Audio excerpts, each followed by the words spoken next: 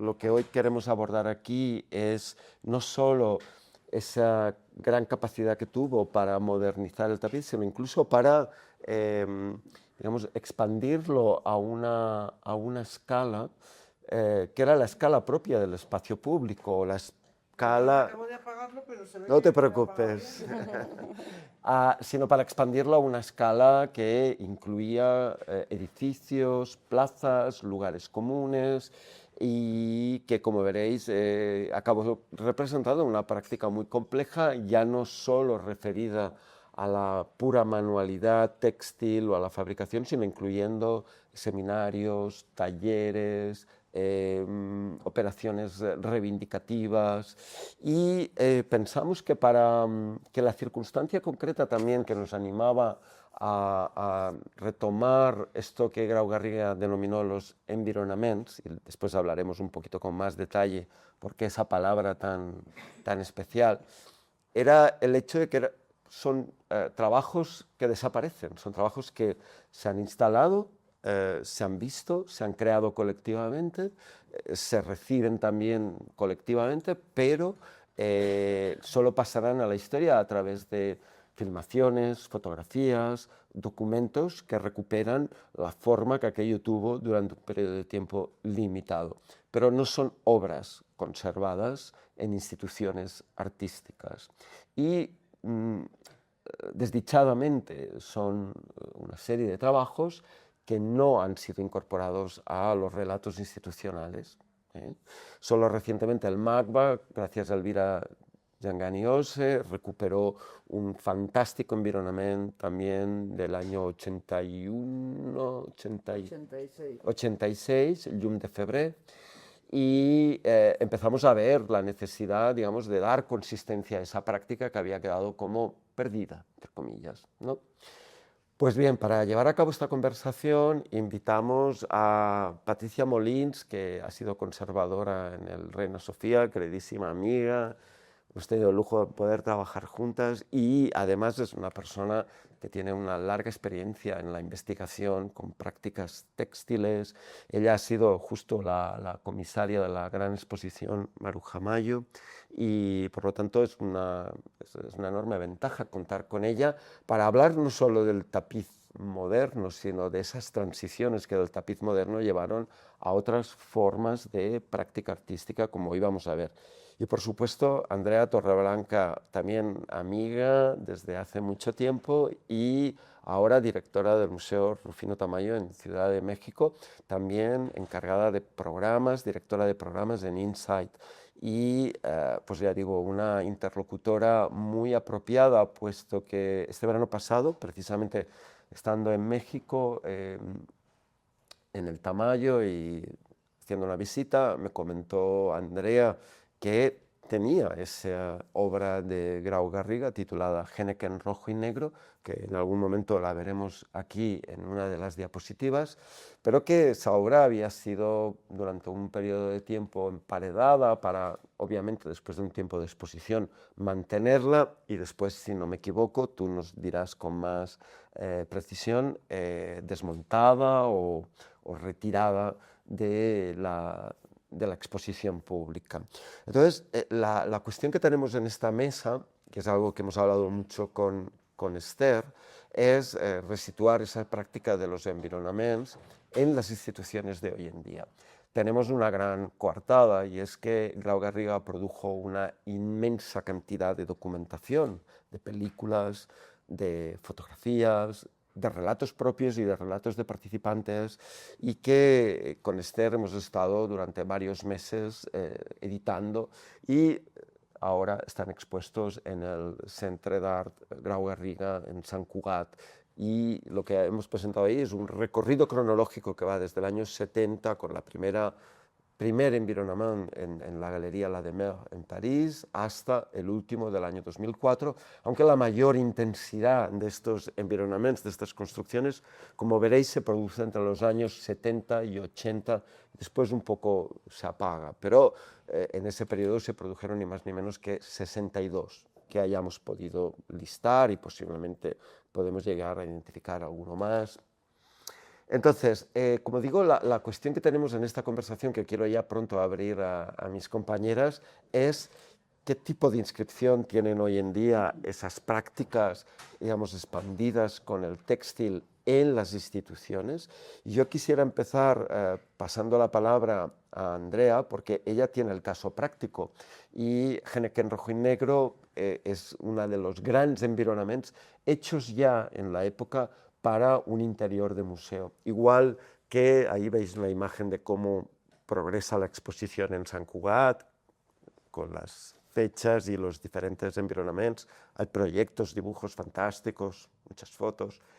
Y, como digo, Andrea tiene la oportunidad de tener un caso de estudio práctico respecto a ese environamiento, que es en cierta manera, digamos, hermano de otro que se realizó en el Musée d'Art Moderne de la Ville de Paris el mismo año, en 1981, y que a la vez recuperaba materiales anteriores. Y son dos casos en los que ese environamiento estuvo, digamos, desplegado y después fue retirado. La idea es, en este momento en que vemos un resurgir de prácticas textiles, vemos un resurgir del sentido de las prácticas comunitarias, ver qué relato podemos hacer de los environamientos y qué posibilidades hay de su restitución material, cuándo tendrá sentido, cuándo no lo tendrá, considerando que eran, digamos, intervenciones efímeras también, algunas de ellas. Así que yo, sin más, quiero darle la palabra a Andrea y otra vez darle las gracias por haber hecho el esfuerzo de venir y sumarse a esta conversación. Al contrario, muchas gracias y es un placer compartir esta conversación. Creo que para el Museo Tamayo es una pieza fundamental. Y es fundamental por muchos sentidos. Creo el Museo Tamayo abre en 1981. Rufino Tamayo es, digamos, un artista atípico, diría yo. Es un artista que se desprende, digamos, de esta tradición mexicana muy marcada por los grandes muralistas. Y a la hora de querer conformar un museo en México, él decide comprar esta colección internacional. Pero esa colección internacional tenía un carácter contemporáneo. Para él, todo lo que adquiere es una visión de lo que sucede en ese momento, de lo que está pasando y de lo que es importante para México ver. Entonces, él no se pone al frente, digamos, como de esta colección, sino que más bien, muy asesorado por ciertos curadores, directores, empieza a preguntar y a cuestionar qué es lo que debería de conformar esa colección. El caso de Grau Garriga es muy peculiar porque yo creo que en ese momento todavía no conocíamos, digamos, como esta noción de poder comisionar a alguien una obra como tal, ¿no?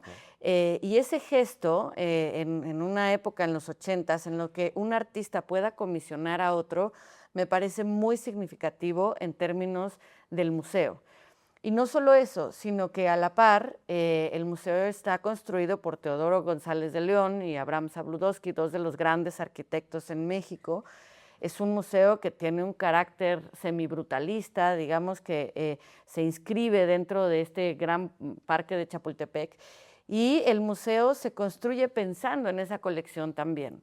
Entonces, la gran pared de Grau Garriga, que es una pieza que mide casi 13 metros, es hecha específicamente para esa pieza, lo cual es muy interesante porque además tiene un sistema de montaje como muy particular, en el cual tiene, bueno, trae unas fotos, pero ya no las puedo mostrar, pero digamos que es un montaje que se hace específicamente pensando en la arquitectura, pensando en la luz que atraviesa por la ventana y en cómo va a dar lugar a lo que salió en los periódicos de alguna forma, también en la prensa, diciendo que era una especie de piel para el museo.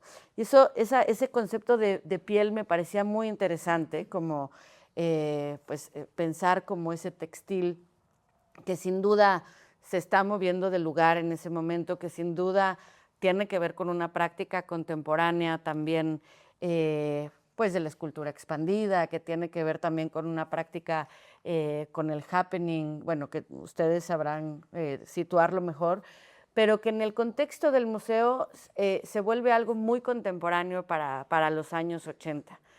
Esta pieza efectivamente se muestra en la inauguración, que tiene como una gran recepción por muchos años. Y después, como todo museo, pues empieza a rotar la colección y se le crea esta pared para que pueda vivir ahí, ¿no? Porque pues no cabe en ninguna bodega, es una pieza bastante grande.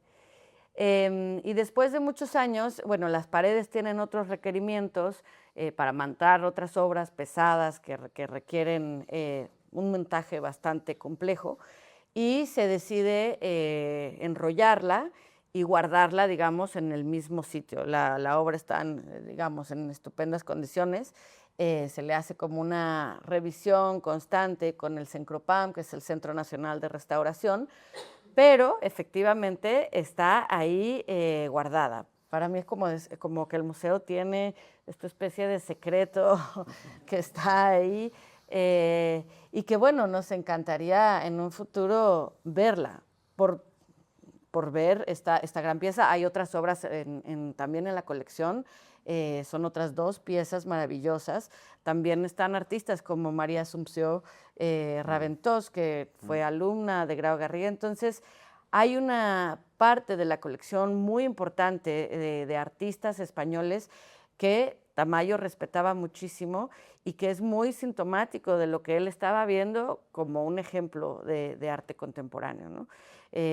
Luego puedo platicar un poco más. No, va perfecto porque has descrito, digamos, las condiciones materiales de este tipo de obra, de trabajo, y que realmente, como digo, y como he dicho antes, la mayoría de estas cosas están desaparecidas. Algunas las hemos podido recuperar muy fragmentariamente, como se ve en las vistas de la exposición, pero no son más que, digamos, reliquias o fragmentos de lo que eran composiciones mucho más ambiciosas y que no obstante nunca fueron pensadas para perdurar, ¿no? O sea que este environamiento realmente tiene una condición distinta en la medida que fue pensado para un interior, y habría que pensar, es decir, qué sentido tiene su restitución, ¿no? Qué contexto hay que darle, y hablaremos de ello. Pero yo quisiera ahora pasarle la palabra a Patricia, porque yo creo que para muchas y muchos de los que estamos aquí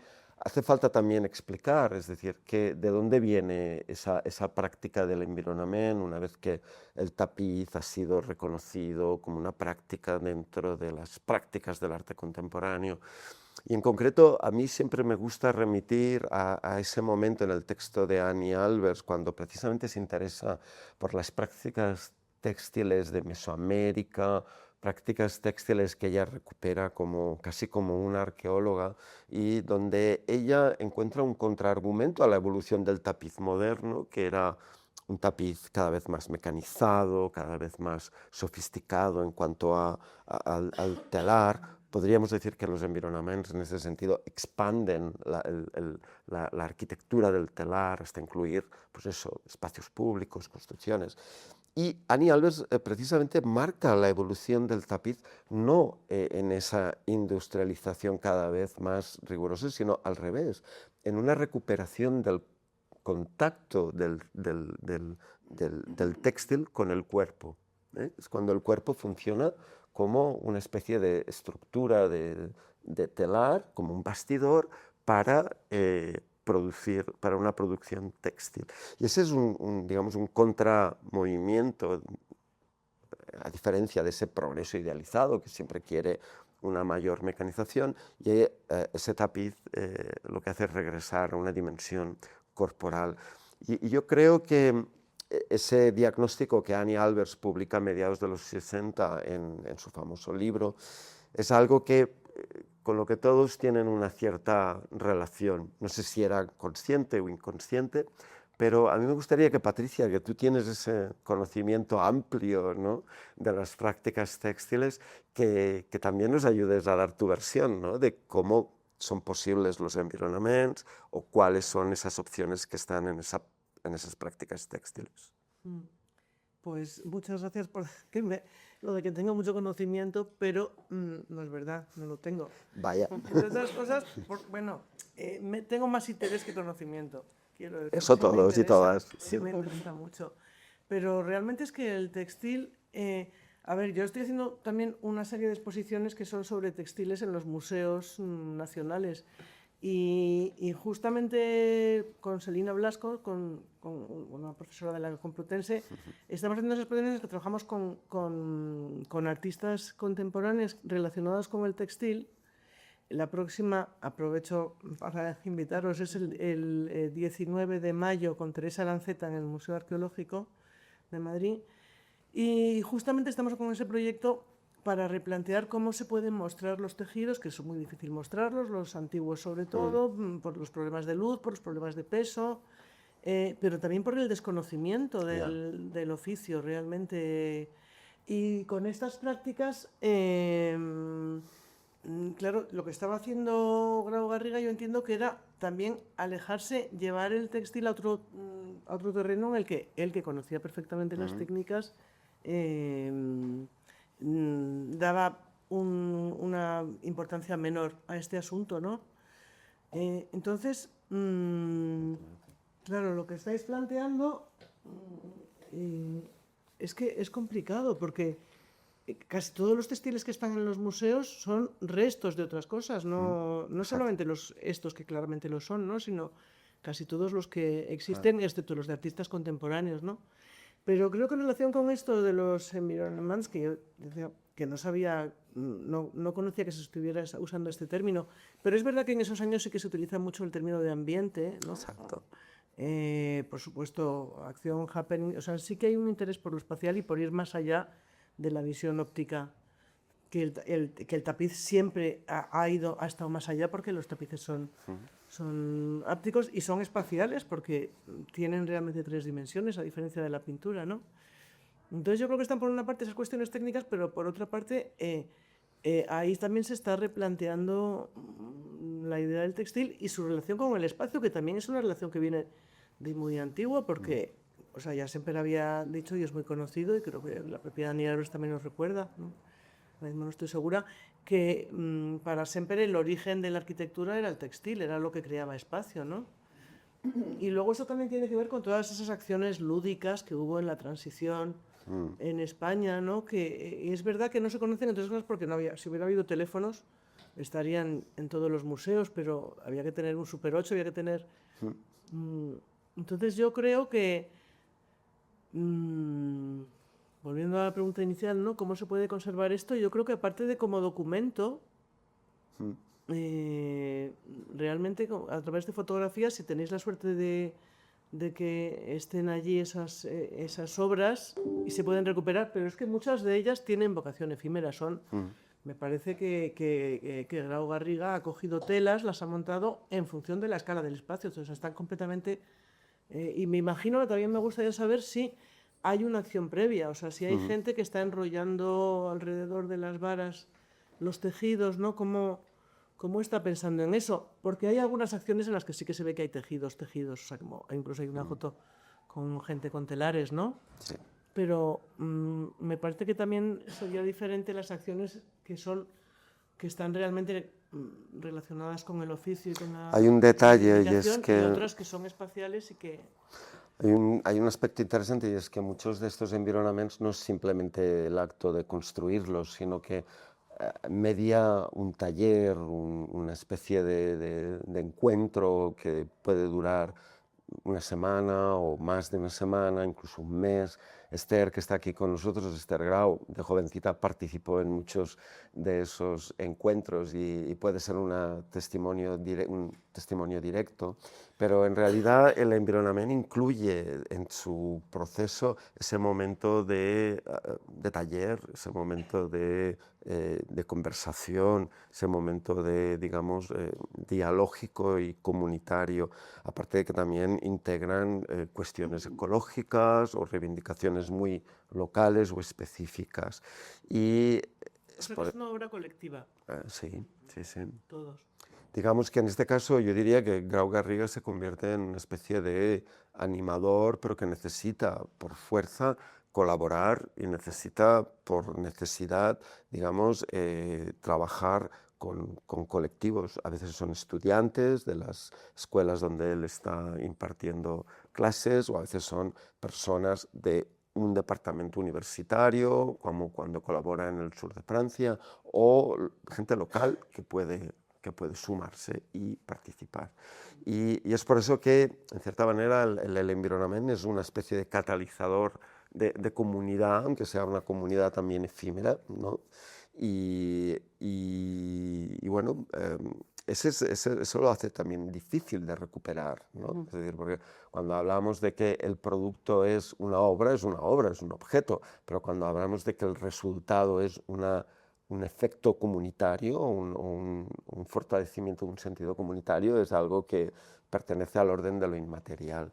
Yo creo que tenemos que aprovechar que tenemos en Fila Cero a Esther también, porque ella realmente tiene un conocimiento detallado de cada uno de los environamientos también y de los muchos ingredientes que contuvo esta práctica. Yo, antes de nada, sí que quisiera también hacer un breve apunte sobre esta palabra tan extraña que tanto en francés como en inglés remite a la palabra entorno, ¿no? Environment o environnement, también en francés, y que efectivamente en los años 70 tuvo, como dice en inglés, una cierta currency, una cierta actualidad, y viene de la importancia que se le da a la descripción del espacio, no en términos, digamos, de una representación cartográfica común y compartida, sino una representación, un mapeado a partir de experiencias individuales. Esto es algo que, bueno, se investigó en el MIT con figuras como Kevin Lynch, que publicaron libros que tuvieron también muchísima influencia, como The Image of the City, y de donde surgen nociones como el mapa cognitivo. El mapa cognitivo es el mapa peculiar que cada una y cada uno de nosotros tenemos de un espacio dado, un espacio común, pero ese mismo espacio tiene muchas representaciones, muchas experiencias. De ahí te podemos decir que el environamiento es, en cierto modo, también no solo una intervención en un espacio físico, sino una intervención en un espacio que tiene relatos, que está lleno de historias o de experiencias previas, y de ahí también que, digamos, el trabajo textil sea tan apropiado para imbricarse con ese tipo con esa cualidad espacial. En un encuentro reciente en Sant Cugat, comentando también los environamientos, decíamos que muy probablemente hoy en día no serían posibles, porque los environamientos se llevaban a cabo en un espacio público que hoy en día está extremadamente regulado, extremadamente normativizado, y habría 1000 detalles que hoy no se permitirían.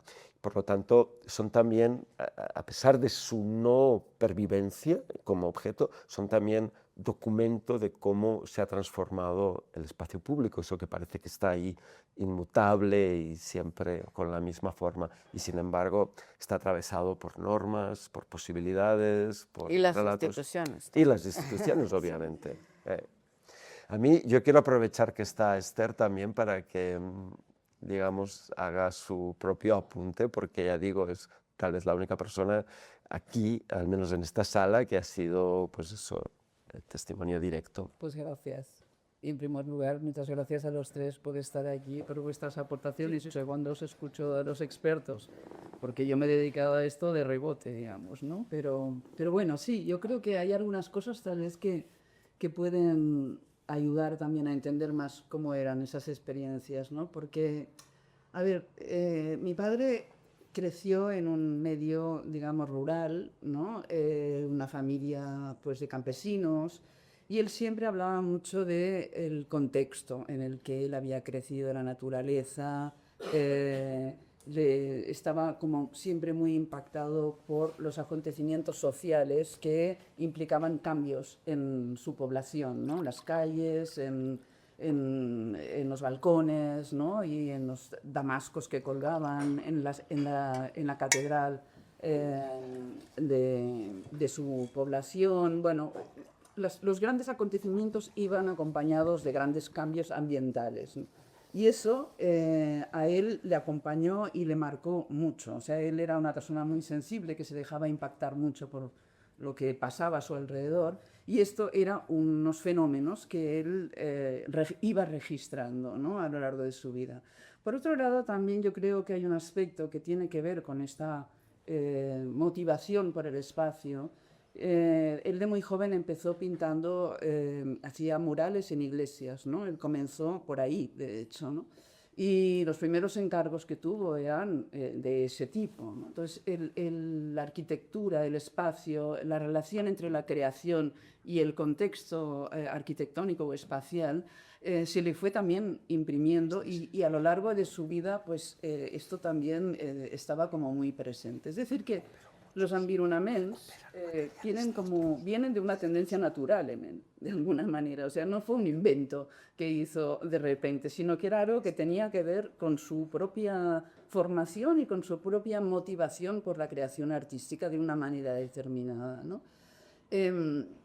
Bueno, la palabra environment, yo para mí, es que yo no sabía que no existía. O sea, de hecho, siempre la había escuchado en mi casa como algo bueno, que era este tipo de cosas, y él pues, se iba a no sé dónde a hacer un environment, ¿no? Y entonces, pues bueno, pues todos sabíamos que aquello era esto, pero no sabía yo que no existía hasta mucho más tarde, ¿no? Es decir, que él la adoptó básicamente lo adoptó del inglés, porque había hecho unos cuantos en Estados Unidos. Y no sé cómo surgió el environment con su galerista, supongo que lo hablaban así, no lo sé, pero él lo tradujo al catalán y directamente y lo adoptó y entonces formaba parte de esto. También me gusta siempre decir, y en este caso con el caso de México yo creo que es muy interesante, que claro, los environments siempre tenían una motivación, no era una experiencia lúdica o algo así, no, o sea, él... cuando le encargaban hacer algo en algún lugar, se documentaba muchísimo, culturalmente intentaba comprender muy bien cultural y sociológicamente cómo era ese contexto, y siempre elegía, digamos, motivos que fuesen socialmente relevantes, ¿no? Pues de ensalzamiento de alguna figura, de recuperación de algún edificio histórico que había significado alguna cosa importante para ese lugar. O sea, siempre había un trasfondo de un motivo determinado, ¿no? Y entonces, bueno, allí se organizaban pues, unas movidas importantes, porque él reclutaba gente, bueno, esos estudiantes, lo que decía Carlos, ¿no? Estudiantes lugareños, gente espontánea, colaboradores suyos y viajaban hasta el lugar con él, y durante unos días pues creaban y mucho, o sea, en gran parte sobre la marcha. O sea, él hacía un proyecto, lo tenía en la cabeza, de hecho en la exposición hay bastantes dibujos que son proyectos posibles de lo que él va a hacer allí, ¿no? Pero después había grandes debates entre toda esa gente y iban decidiendo cómo resolverían cosas. El tema del textil, yo no diría que era anecdótico, ¿no? Pero un poco casi sí. O sea, que el textil estaba muy impregnado en él y él lo usaba siempre, pero en verdad no era el motivo hacer una cosa textil. O sea, el motivo era otro, era crear alguna cosa colectivamente que tuviese alguna razón de ser para ese sitio, ¿no? Entonces, el textil le iba bien muchas veces porque estaba muy acostumbrado a esos materiales, y porque eran muy significativos para él, porque estaban muy connotados de lo que es lo humano, ¿no? En el textil, y por eso lo usaba tanto. Pero bueno, también usaba maderas, hierros, todo tipo de materiales que creyesen que podía convenir. Y en este sentido, el trabajo del Museo Tamayo, yo creo que se puede hacer realmente una investigación, y yo tengo muchas ganas de que se haga, de cómo él se empapó de lo que era México, porque él se dedicó a viajar por todo el país mientras estaba haciendo aquello. Tengo muchas fotografías de él con desconocidos, ¿no? Porque viajó por muchos pueblos. Era un gran viajante, le gustaba mucho, y le gustaba mucho descubrir, ¿no? Y además se atrevía a ir a sitios verdaderamente, bueno, inhóspitos, o sea, no tenía miedo, ¿no? Y entonces, bueno, se empapó muchísimo de lo que era las culturas mexicanas del pasado, del presente, de las revoluciones, y toda la obra tiene mucho que ver con todo esto. O sea, finalmente el producto final es un producto de todo lo que él ha ido incorporando a lo largo de mucho, porque vivió bastantes meses allí. Y entonces, bueno, él lo iba haciendo y al tiempo viajaba, ¿no? Y al tiempo volvía. Y entonces volvió a Barcelona durante un tiempo y después volvió y lo acabó. O sea que fue un trabajo que realmente fue muy... Me gustaría mucho poderlo reconstruir, digamos, ¿no? Todo este viaje que él hizo. Y que es un ejemplo en grande de lo que él hacía en los environamientos. O sea, en los environamientos realmente había todo un trabajo alrededor muy, muy interesante, ¿no? Y cada uno de estos environamientos tiene una historia, ¿no? Cada uno de ellos que tiene una historia que algún día contaremos completa, digamos. Y en la exposición hemos hecho unas introducciones bastante, Sí. bueno, todo lo que hemos podido, digamos, ¿no? Pero bueno, digamos que podemos explorar mucho más y hacer relatos quizá más completos. ¿Puedo decir una cosa? Sí, claro.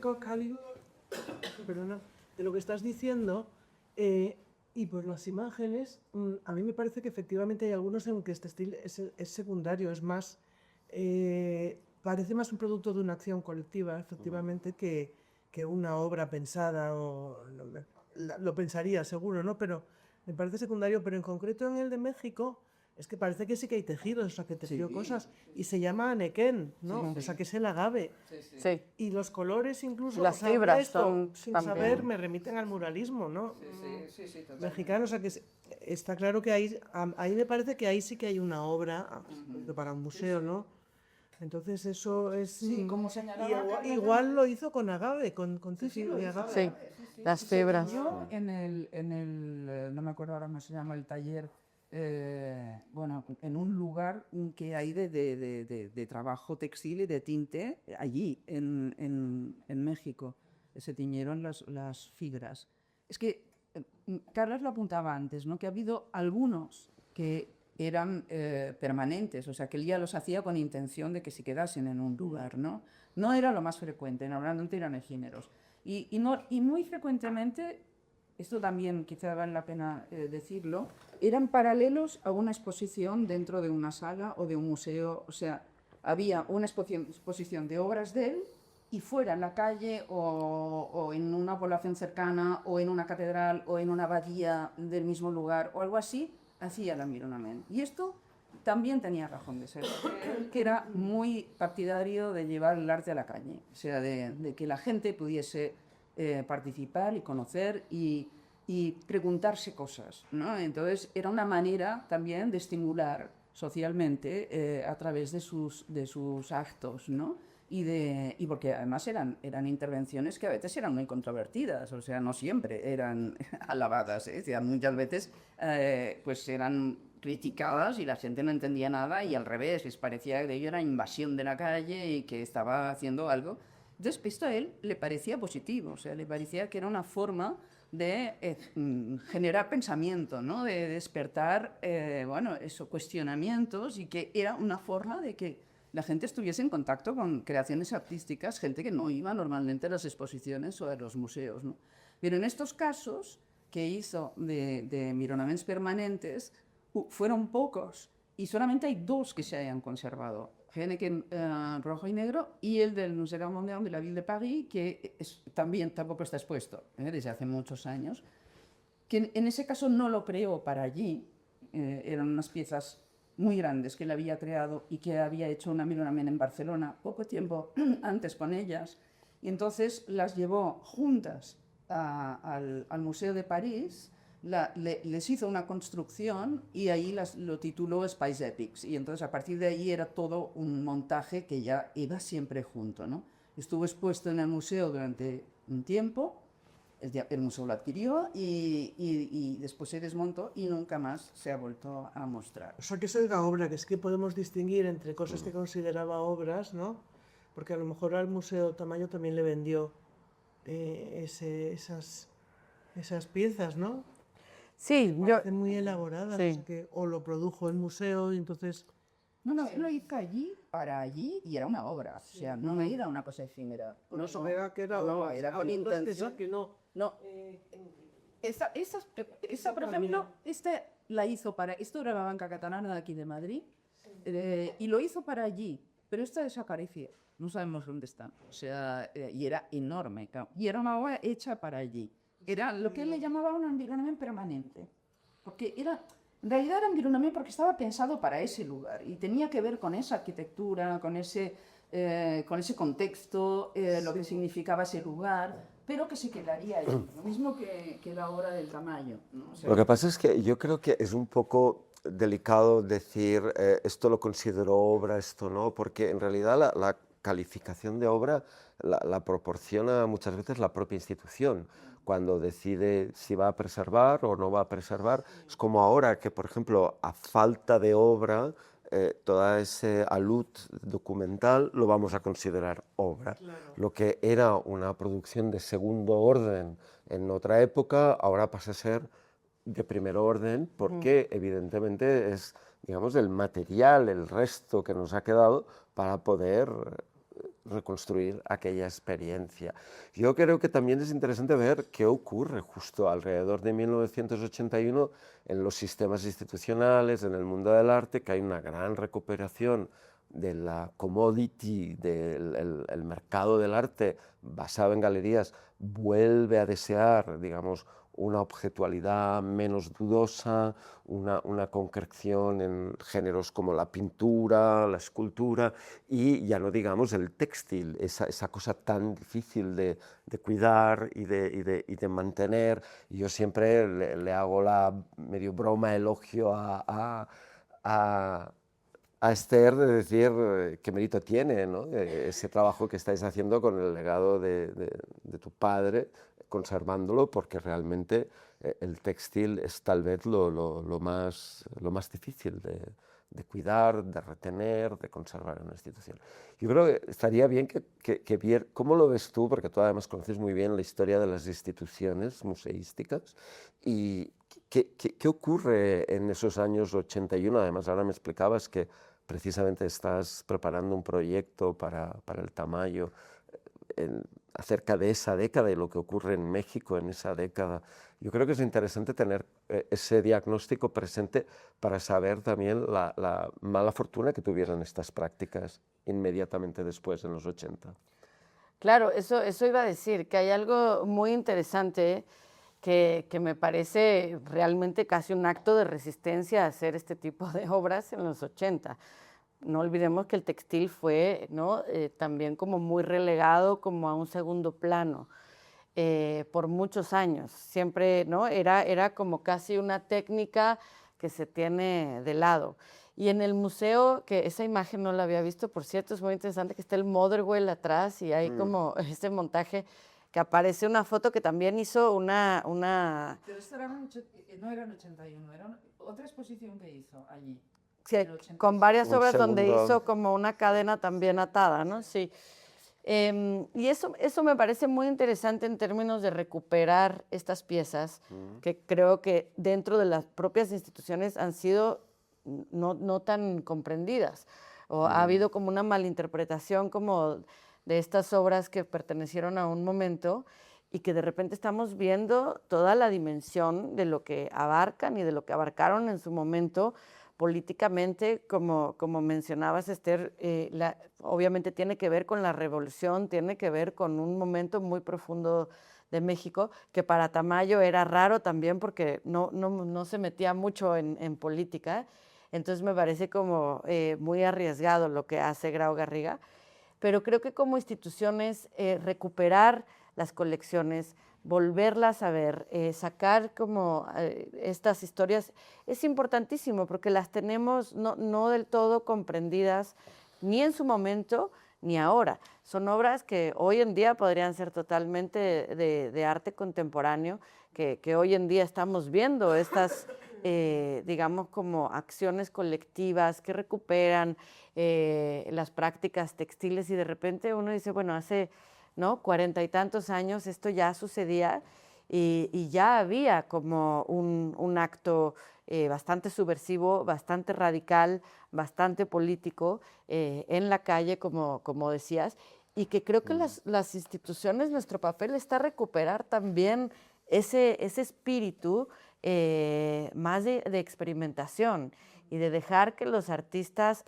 hagan y tomen el museo como un espacio que es suyo, ¿no? Hablábamos, Carles y yo, cuando fuiste también una artista, Tina Girard, ¿no? Que colgó como 100 machetes del techo, bueno, no sé si llegara tan extremo, pero creo que las instituciones hemos perdido eso que decías que también perdió el espacio público, que es esa libertad un poco de que los artistas puedan pensar en el espacio, en la arquitectura y realmente crear algo para... En realidad para la el espacio, institución, aunque parezca un espacio inmutable y que tiene una arquitectura muy concreta, pero está progresivamente normativizando qué es lo que aceptará y no aceptará como obra allí dentro. Y puede ocurrir que pasen cosas, pero que esas cosas no haya manera de retenerlas desde un punto de vista patrimonial, ¿no? Y entonces y de conservación. y de porque conservación, también, exacto. Sí, sí. Entonces, claro, el tapiz con su fragilidad material, una técnica minorizada, digámoslo también feminizada, es decir, a pesar de que estos eran los argumentos que hicieron que tuviera un cierto boom y una cierta recuperación, pero en los años 70 se vuelve a olvidar precisamente por esos motivos también, porque es menor, porque es minorizado, porque está feminizado, porque alude a una producción excesivamente manual, ¿no? Y eso parece que se aleja de una producción artística más, digamos, de un carácter epistemológico y de forma de saber y, digamos, por decirlo de una manera vulgar, está todavía demasiado cerca de algo artesanal, ¿no? De algo estrictamente manual.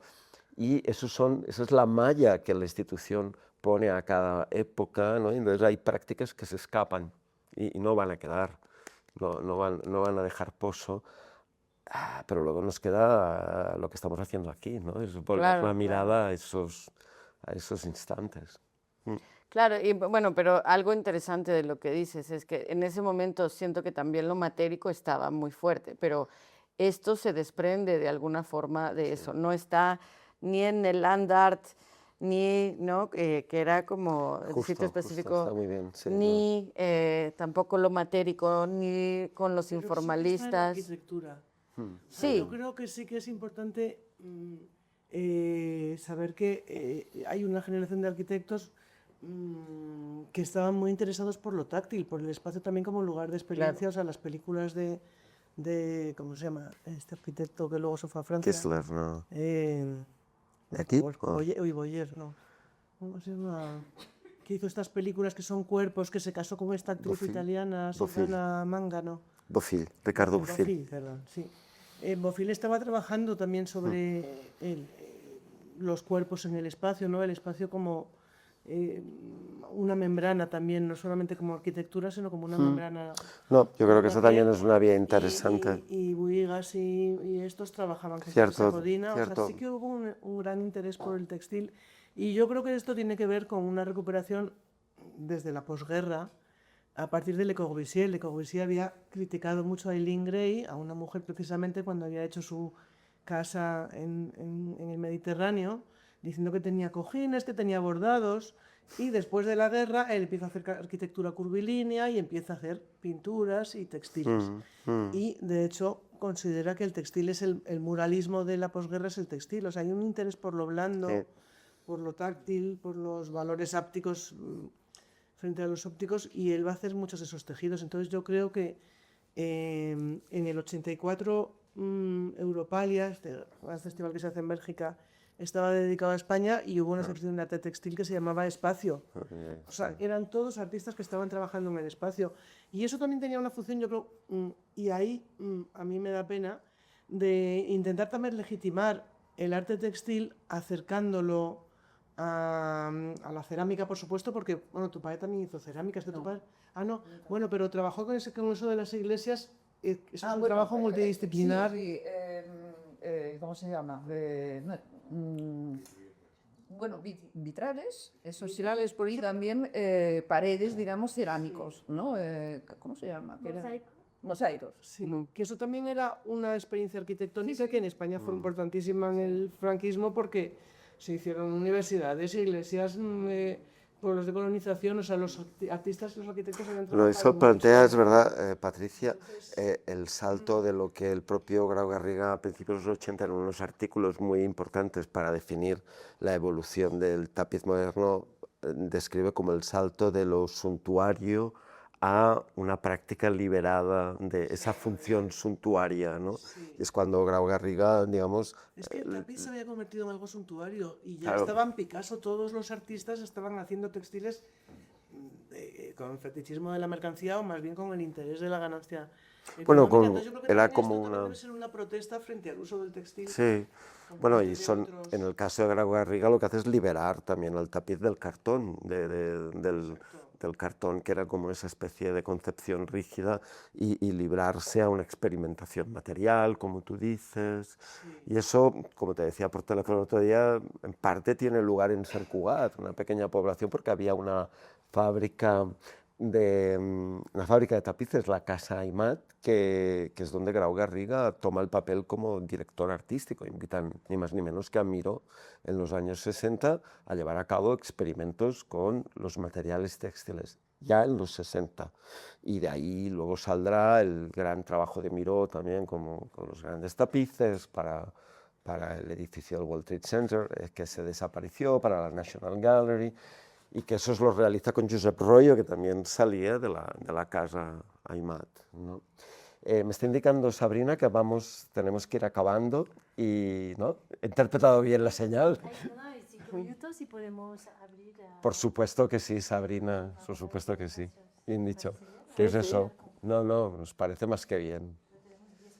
Pues nada, Es muy invitadas. interesante eso que estás tirando de Miró, porque efectivamente hubo un grupo Eh, con una relación, me imagino que muy cercana y muy intensa, que se retroalimentaron, ¿no? Entonces, que estén Claro. Tapies, Miró trabajando con ellos muy de cerca, pues debió de...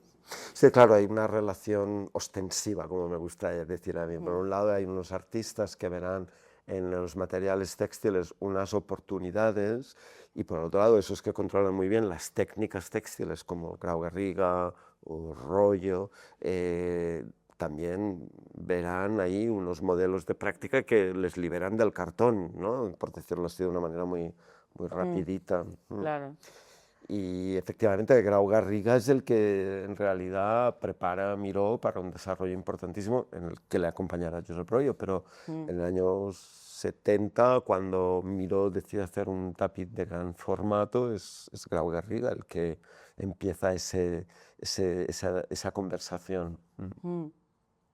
En México es interesante porque los Albers van a México y también creo que eso es muy importante como para esta conversación, pero cuando va a Grau Garriga empieza una bienal muy importante de textil miniatura, que es una cosa muy curiosa.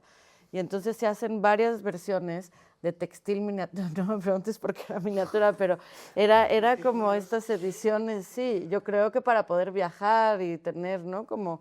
Pero sí que hay una influencia también, o sea, de entender como el textil, que era como la Bienal Cerámica, etcétera, ¿no?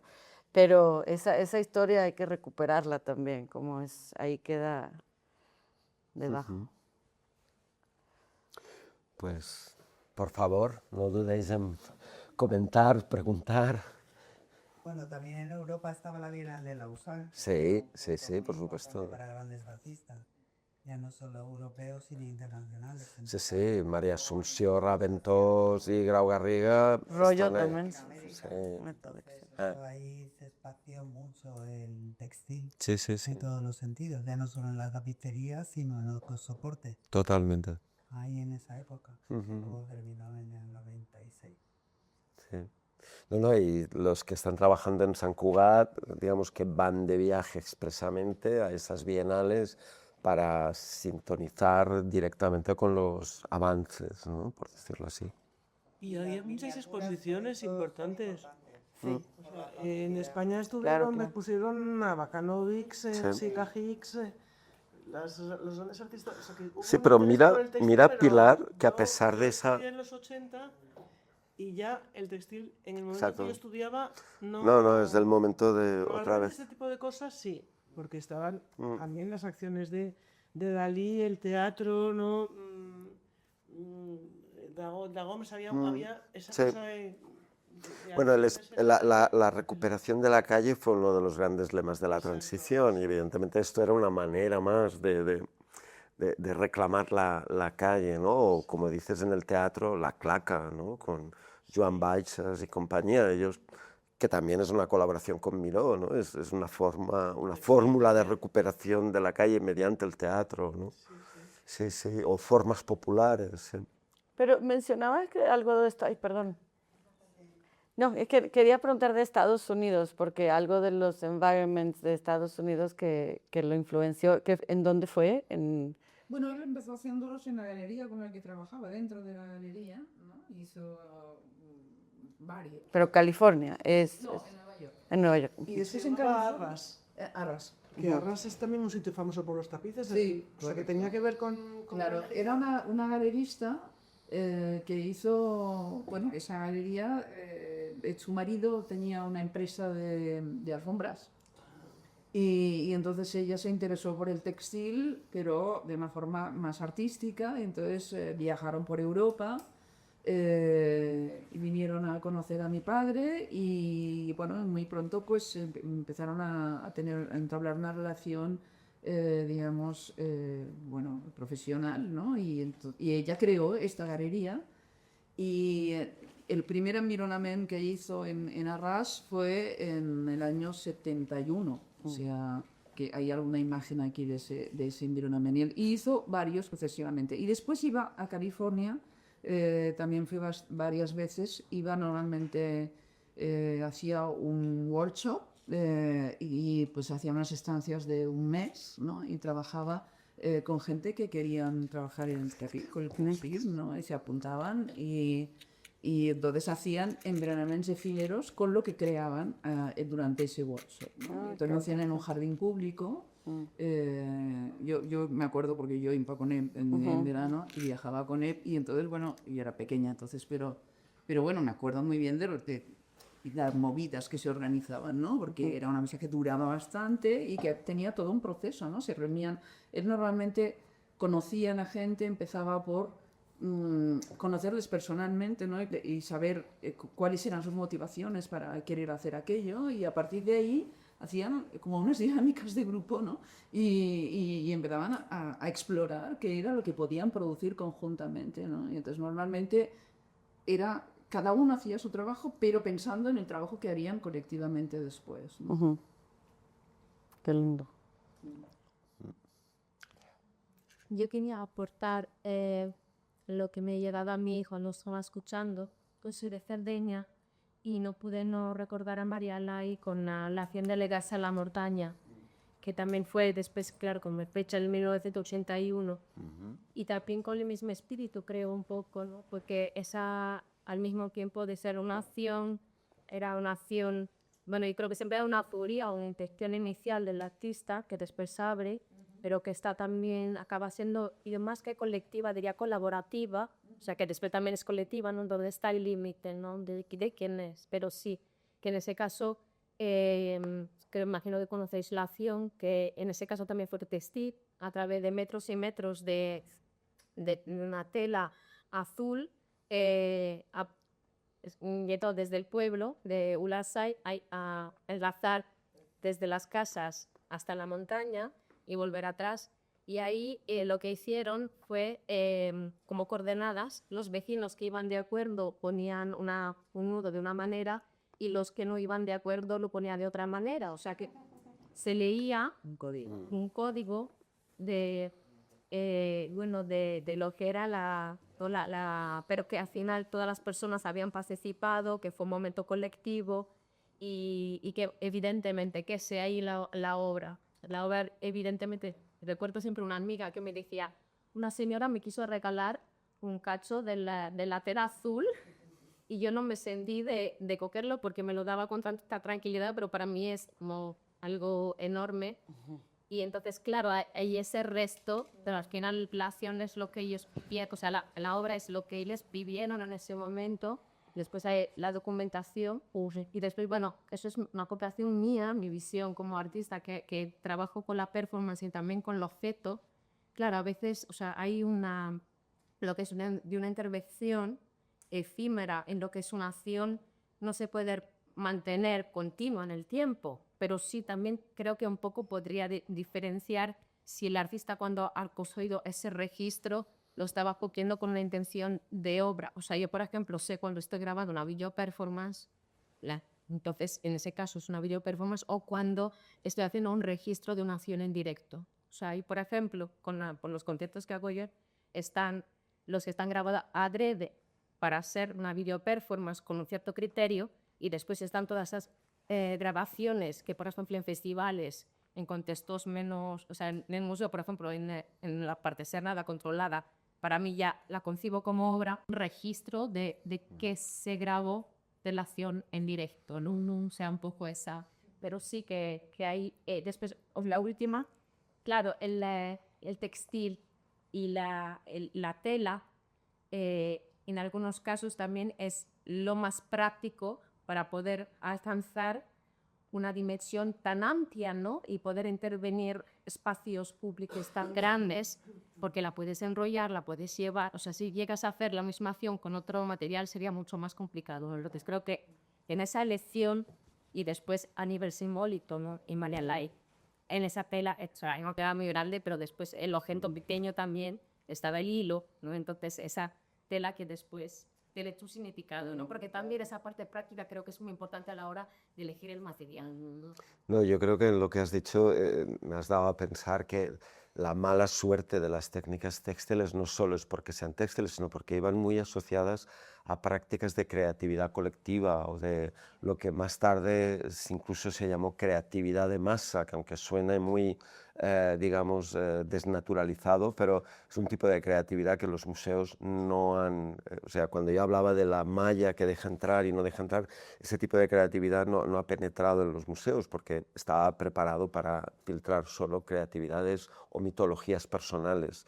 Incluso en el caso de Grau Garriga vemos que él da el nombre a muchas de sus creaciones, a pesar de que hay 20, 30 o muchas personas implicadas que suelen aparecer en créditos y en textos y en conversaciones, pero a pesar de todo llevan el nombre de Grau Garriga. Yo creo que esa es otra de las tensiones importantes en esos años, y es que el sistema del arte y las instituciones no saben qué hacer cuando tienen frente a sí una práctica de carácter colectivo, Claro. de creatividad colectiva, es decir, que no puedes remitir a un solo nombre o a una sola figura, sino que obligadamente tienes que atender a una producción a veces incluso de carácter espontáneo, organizado.